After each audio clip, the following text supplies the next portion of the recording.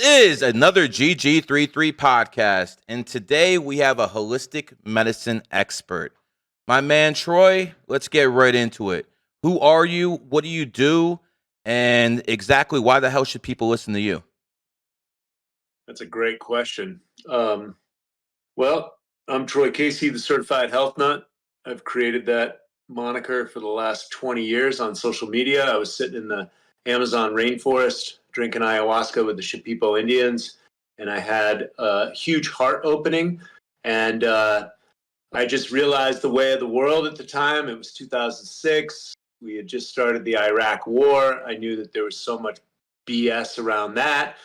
And I heard a plane go up above me, and I could gauge it was about 40, maybe 50,000 feet. It was way up there.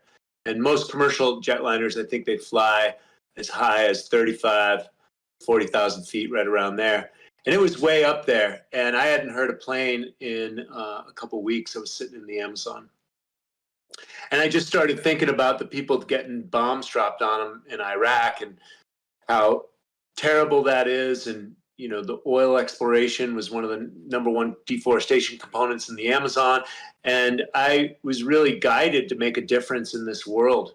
And then I realized George Bush, was pulling off whatever he was doing over there. And, that guy, there's so much hate. And I realized that guy actually needs more love.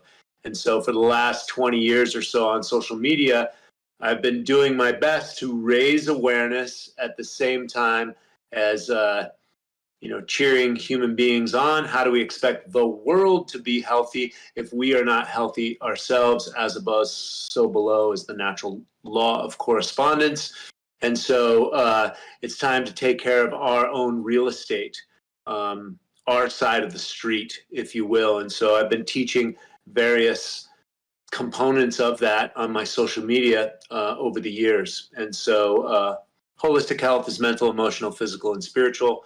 And I've identified 9 pillars of health that I put in my book and my online curriculum. So you're a 9 life path, and you have 9 pillars to success. Yes. Was that done on purpose? Was that done on purpose? Well, I'm sure to one degree or another, and that's just the way it shook out ultimately. Some intention is utilized with numbers with me, and then maybe some sheer luck as well. But I do like the number 3 and the number 333, which chalks up to 9, and any derivatives of 3. And that's the way I've been cut for a very long time before I was spiritually aware of anything. Being aware of numbers is being spiritually aware, because don't think NPCs know anything about this. They're the first ones going to tell you, oh, this is a coincidence. Like, for instance, you said you're born 12/30, 1965. So you would Correct. be someone who's born on the 30th. And as we know, people who follow me as a numerologist, people who are born on the 30th have a very good way of articulating what they believe to other people. You have a nice following, don't you? Yes, I've been able to make a lot of friends online. So let me ask you this. No matter what you know as a health guru, no matter what type of knowledge you have, it wouldn't mean a damn thing if you weren't able to articulate it and talk to the people in a way where they can understand where you're coming from, correct? Absolutely. I think simplicity is the antidote for complexity. Okay. You mentioned ayahuasca. There's quite a few people I know that ayahuasca is fucked up personally. Now, when you talk about ayahuasca, from what I understand, the person who's administrating the ayahuasca has to do everything correctly, because if they don't, they risk fucking someone up. Is this true or not in your experience? Yes, this has a component. So the shaman is known to put up an arcana of protection, a dome of protection in the ceremony and for the people. And there are black magicians, brujos in the Amazon, people that are misusing this type of spiritual energy. So it's very important, whoever you allow into your energy field, much less on high-powered psychedelics, that they have pure intent at heart. Maybe you have your own connection to God as well. I think that's very important. I also think it's important to have some type of spiritual ballast or backbone that you've practiced. kind of a little knowledge of self before embarking on a journey like that. The psychedelics are a tool; they're not a say-all, end-all, and definitely you can get messed up with the wrong person. Absolutely. What would you say to someone who said, "Listen, I believe that ayahuasca is something I should try. I believe that DMT is something I should try, but listen, where do you expect me to get it here in the United States of America? If so, so they might get some shit that fucks them up. It's not even the real thing. What would you recommend to people who say, "Listen, I want to try this stuff, but I mean, it's not like we can go to the local pharmacy and get this." And the people who deal it on the streets, they're not always the most trustworthy people in the world, as you can imagine. So, what would you do? What would you say to people like that? Well, my advice is do your research, do your due diligence, ask around, give it the old collegiate spirit, ask around if anybody's had some experiences. Obviously, you can search on the internet. There are reputable people on the internet. Um, Would and you would you like to yeah, give some names out? well, Up to you. If you I don't, you haven't. don't. Yeah, I mean, I like Rhythmia. I like Jerry and his experience with Iboga that woke him up, and the moon told him to use ayahuasca, not Iboga. So Jerry owns Rhythmia down in Costa Rica. Mhm. It has about 40 shamans that come in and out of there through the year, and I think any given night there's 15 to 20 shamans, and there's about 80 participants. They used Taita Juanito and his whole lineage, a brother that has dedicated his life out of the rainforest and was taught by his elders how to use the Yahe medicine. There was another gentleman by the name of Brad down there, had very powerful and very resonant, balanced healing energy. So what I saw with Jerry and how he set up the template down there, I thought that they do very good work. Taita Juanito is another person you can go into the Colombian Amazon. There are people that have their centers promoted on Facebook and on YouTube, and you can search that out. I always wanted to drink medicine with Juan Flores. He's outside of Pucallpa in Peru in the Amazon. And I never got the opportunity to work with him, but I could feel the resonant frequency. They also sing a lot of Icaros, and you can pick up on the resonance if they are a shaman that you may want to work with. So do your due diligence, do your research, and set your intention. When it's your time, the right situation will present itself. Okay. And again, work on your spiritual. I had 11 Vipassana courses in silence. I had practiced a lot of meditation before I even came close to drinking medicine with the Indians in the Amazon. How long did you actually stay in the Amazon? Like, were you a guest with the locals there? How did they accept you? How'd you do this? Did you just show up and like, yo, what's up? How does this work? So I had the good fortune of working with Amazon John Easterling and his company, the Amazon Herb Company. I started studying herbalism and fasting and internal purification, liver flushing, colon cleansing, all these things utilizing herbs 33 years ago. I was a Versace model sitting in Milan trying to make money for my career.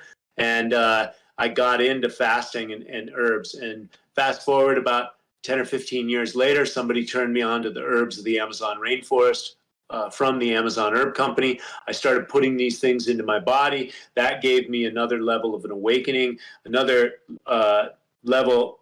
I had never felt this type of energy coming through my body.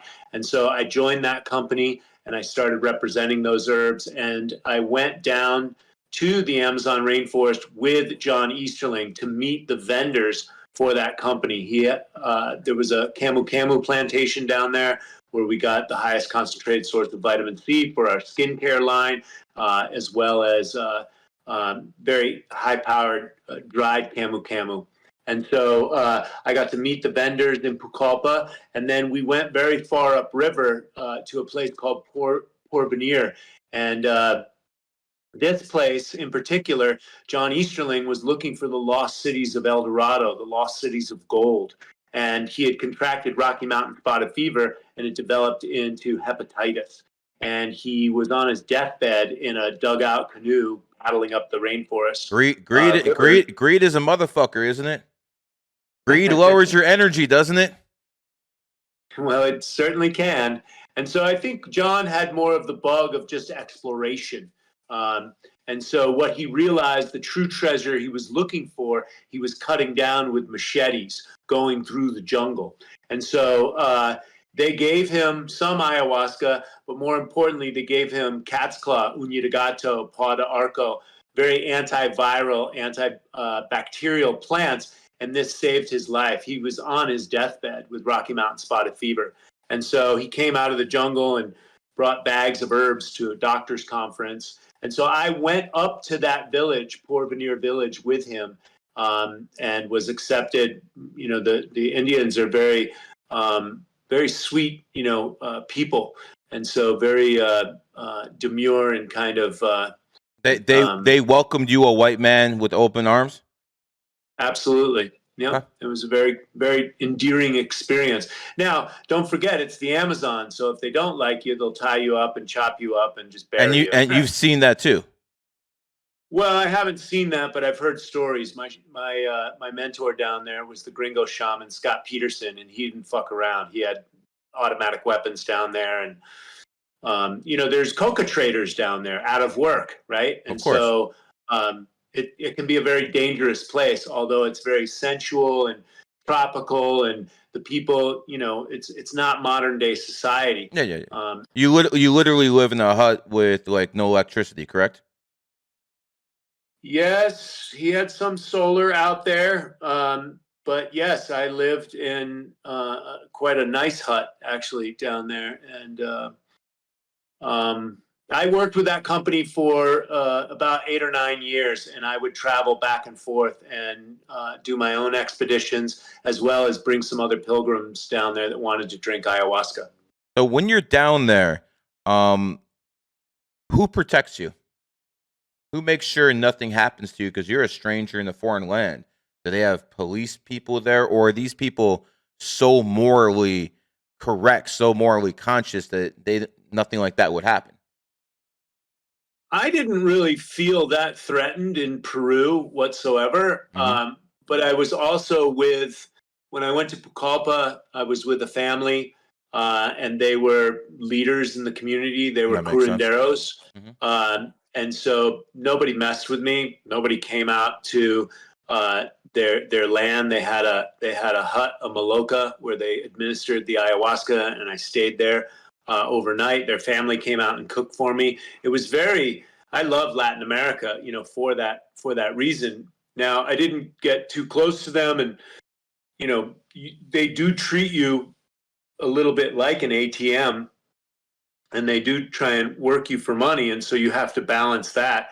But no one tried to rob me. I wasn't afraid of it. And then when I went up to Iquitos with my mentor, Scott Peterson, he had endless protection, and he lived there for years. He had a 9mm in his So bag. if he has protection, it's warranted then. Oh, absolutely! It's the Wild West down there. Okay. Are you kidding me? No, So that's he what I walked was around getting with at. That's exactly what I was getting at. Yeah, he walked around with a 9mm, and he also had shotguns. And the last time I went down there, he had automatic weapons. What he said, the sentries would shoot off the shotguns at 12 and 2 a.m. in the morning. And he said it was just to send a message to anyone out there, any coca traders or any people that were thinking they were going to rob a gringo hotel, that it might not be in their best interest. Well, that could be definitely appreciated. Let's move on. Amazon rainforest. Don't you have to worry about wild animals? Don't you have to worry about anacondas? Don't you have to worry about like certain animals you don't have to worry about in the big city? I mean, isn't there a danger that if you're sleeping by yourself, walking in the wrong place, something might snatch you? Well, definitely. I mean, there are anacondas down there, and there are even smaller snakes that will bite you and kill you. And there's insects that will kill you, and plants that will kill you. And so Sounds like a wonderful place. well, that's the great thing of being in the Amazon. You know that you're not top of the food chain, right? You feel extremely alive in the rainforest. I went swimming in the river that I saw a water moccasin in, and I know that there's anacondas and piranha. There were also piranha, and Scott Peterson. Whoa. Let me step back here a second. You actually went in a lake where you know there's anacondas and you know there's piranhas? I don't see any scars on you, bro. Like, I mean, listen, I'm a city boy, okay? This is all new to me, but this sounds crazy to some people because we've seen the YouTube clips where someone goes in, pets a crocodile, all of a sudden they lose a hand and shit like that. So how did you manage to swim with anacondas and not become food? You know, I don't know. Maybe the spirits down there, they respect my spirit. I wanted to go in. It's hot, and ayahuasca makes you hot, and I wanted to go swimming in the river, and I enjoyed it. And Scott would go in there, and I brought one of my Aboriginal buddies down there, Will Hannigan, and he is from Australia. He harvests South Sea pearls where there's saltwater crocs and great white sharks, and so he had no fear. I had no fear. I don't know. You only live once, kind of thing. I assume you know those anacondas and those poisonous snakes and insects get a couple hundred people every year at least, right? I mean, yeah, I hear stuff about this all the time. So you do have to be more aware of your surroundings in areas like that than chilling in Miami or Chicago. Then again, depends on what part of Chicago you could get shot. So Yeah, I I guess. mean, Chirac, they got all sorts of illegal weapons down there, and young kids that are nuts and nothing else to live for. So That's what I mean, happens. That's what happens when you have fathers in your lives. That's exactly what that's correct. happens. Let me ask you something.